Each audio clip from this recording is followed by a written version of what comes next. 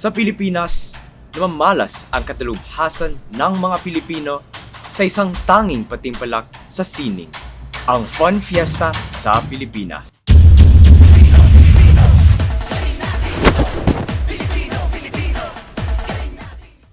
Fiesta sa Pilipinas ay isang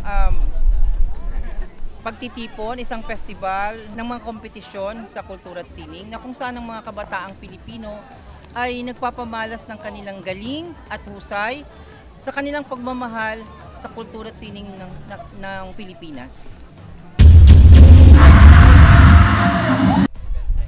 Bench Rights Reyes, Executive Director, Philippine Arts and Culture Educators Society. Fun Fiesta sa Pilipinas Festival was started actually it's 20 years ago, but we're celebrating the 11th year normal anniversary.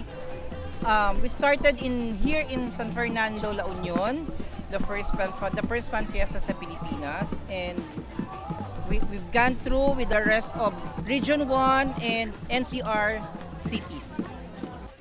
Ako nga pala si Angel May Isangan at ang pangalan ng aming grupo ay ang ANHS Bailes, Ayala National High School. Galing pa kami sa Zamboanga City. Ako nga po pala si J. Lord Van Asuncion from Region 2 na nag-aaral po sa Gonzaga National High School. Ako si Bridgelyn Runas, isa akong head teacher ng Bacuit National High School dito sa Bawang, La Union. Yung katawan at puso ng isang lipunan. Ang kultura ay siyang sumasalamin sa kulturang Pilipino.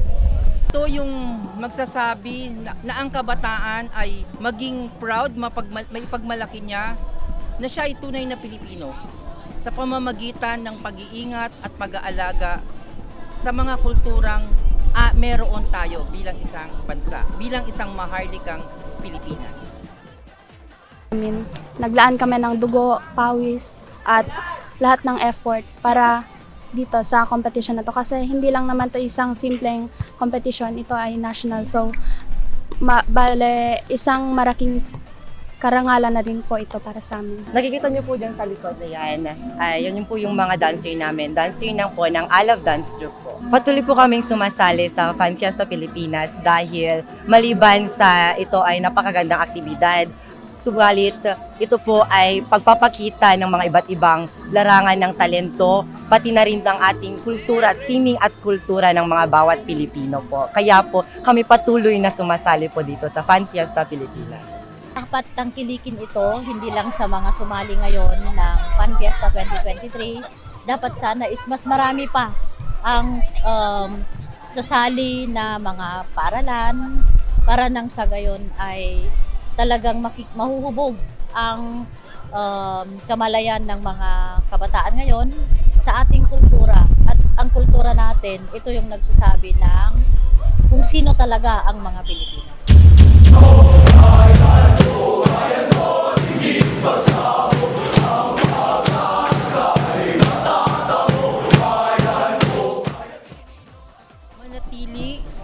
Manatili sa kanilang pagmamahal, manatili sa kanilang pupunyagi na ibahagi at ipalaganap ang mga talento, ang mga skills, ang mga kaganapan at kakanyahan natin bilang isang Pilipino.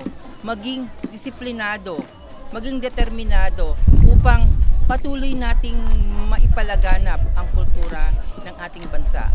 Ang kultura na minahal ng ating mga ninuno at patuloy sana nating mahalin at patuloy ng mahalin ng mga makabagong henerasyon.